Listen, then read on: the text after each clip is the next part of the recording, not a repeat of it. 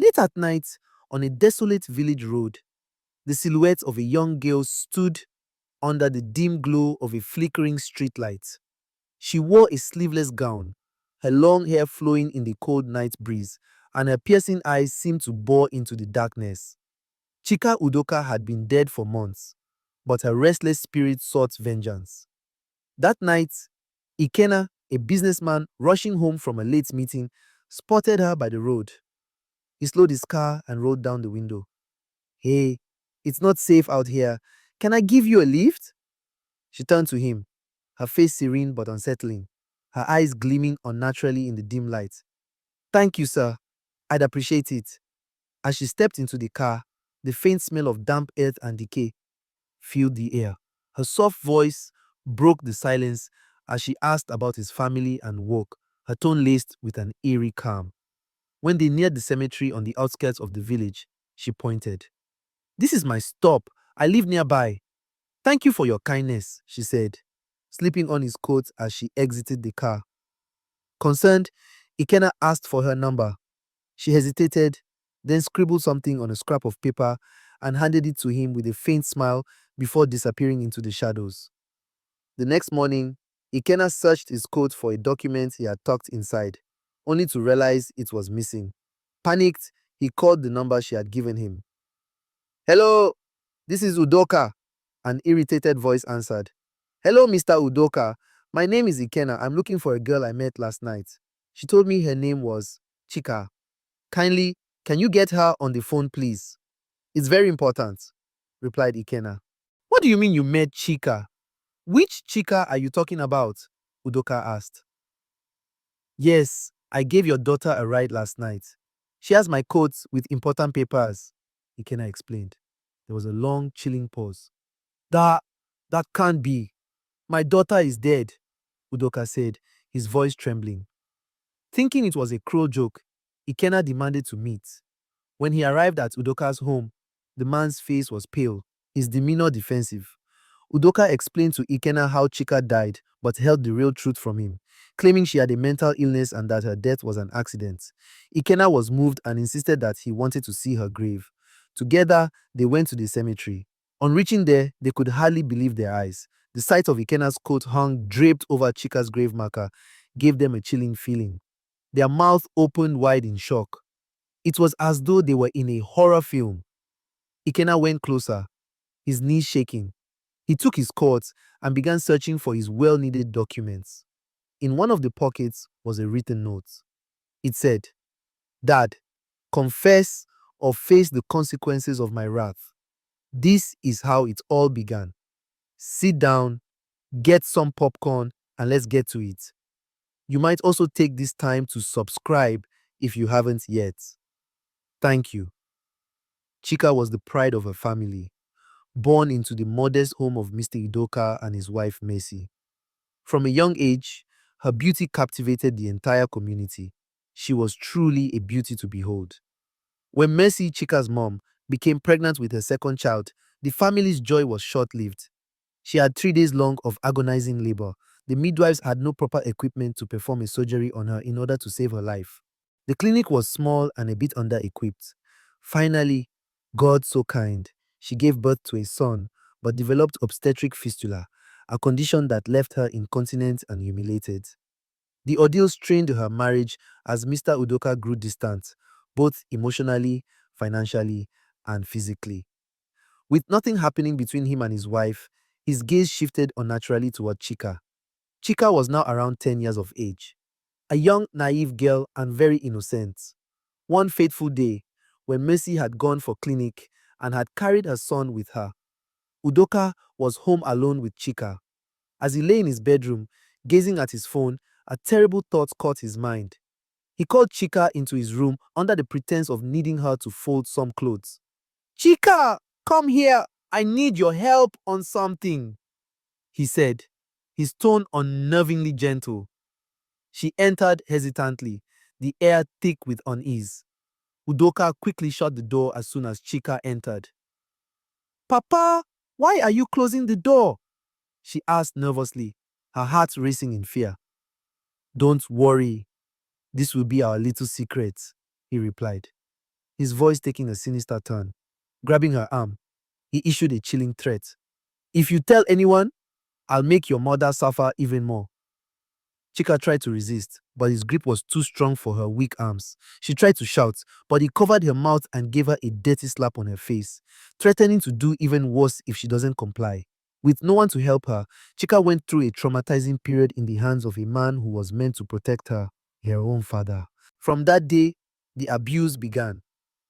Every opportunity Udoka had, he could molest Chika and threaten to kill her and her mother if she told anyone, leaving Chika broken and silently nursing her pain.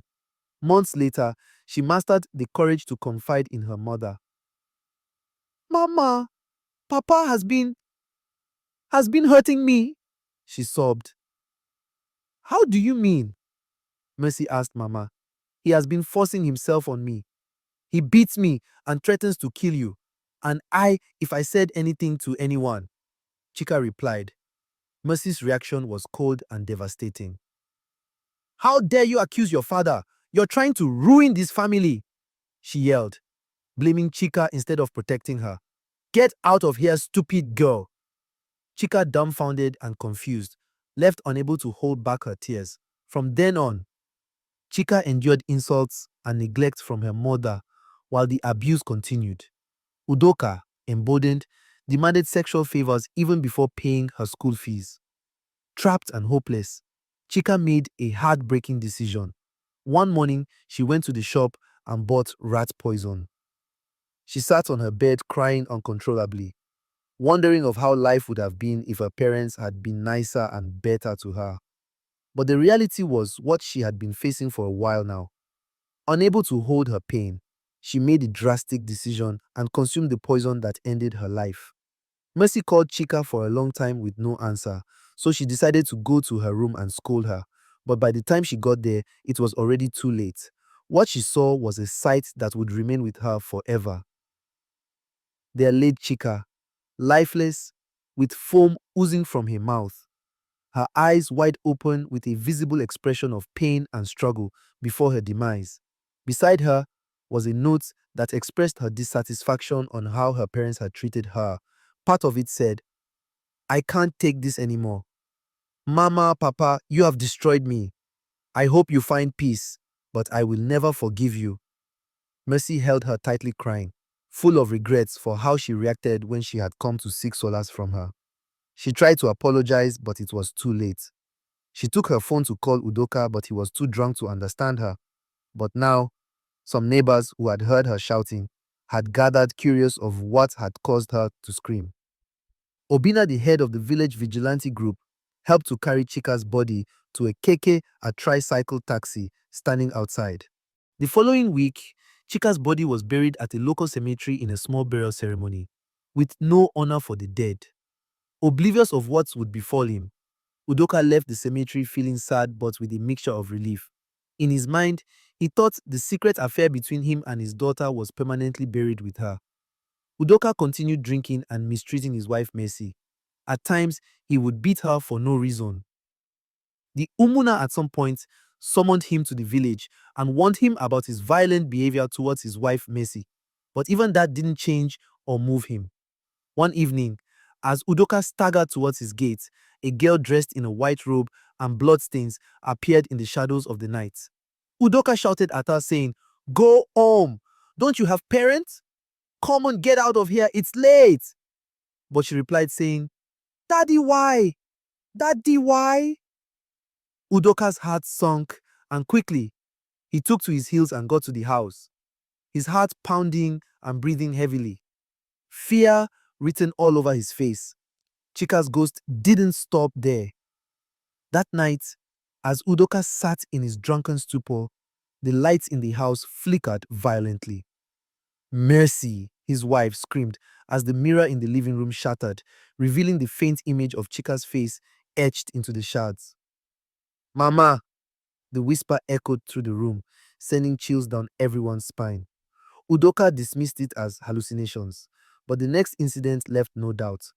The family's young son, Obina, woke up crying, saying he saw Chika standing by his bed, her eyes glowing red and her gown soaked in blood. She reached out to him, her voice hollow. Tell Papa to confess, or none of you will have peace. The haunting escalated. Doors slammed shut on their own. The walls of the house seeped with a dark viscous liquid that smelled like rot. Mercy's cooking pot boiled over with maggots instead of food. Late at night, Chika's voice echoed through the house singing the lullaby Mercy used to hum for her as a child. One night, as Udoka stumbled into the kitchen, the refrigerator door flung open, revealing Chika's lifeless body coiled inside. He screamed, but when Mercy rushed in, the refrigerator was empty. "You're drunk again," she snapped, but her anger was tinged with fear. Obina grew sickly, often muttering to himself. Mercy overheard him whispering to someone unseen. "Chika says she'll hurt us if Papa doesn't tell the truth," he said one night, staring blankly at the wall. Despite the terror, Udoka remained defiant. "This is nonsense," he spat. "Spirits don't exist. It's your guilty conscience playing tricks on you, woman." But his bravado crumbled when he found Chika's diary mysteriously placed on his bed. Inside, the pages were filled with her final thoughts, each entry ending with the phrase, "I will make you pay." That night, Chika's ghost appeared in full form. She stood at the foot of Udoka's bed, her once beautiful face now distorted with rage. Her voice thundered, shaking the walls. "Confess, or I will drag you to hell myself!" Udoka screamed as his bed levitated, slamming down repeatedly. Mercy and Obina ran into the room, only to find Udoka sobbing. Something or someone was whipping him. His face pale and weary, marks of the whips visible all over his body. He was trying to say something. I, I'll confess, he choked out. The next day, Udoka gathered the family and the village elders. His voice trembled as he admitted to the unspeakable acts he had committed against Chika. He detailed years of abuse, his threats, and the day she took her own life. Mercy broke down, wailing in despair. "Why didn't I protect her?" she cried, her guilt consuming her. The village youths descended on him with kicks and blows flying. If not for the intervention of the elders, the youths had sworn to finish him.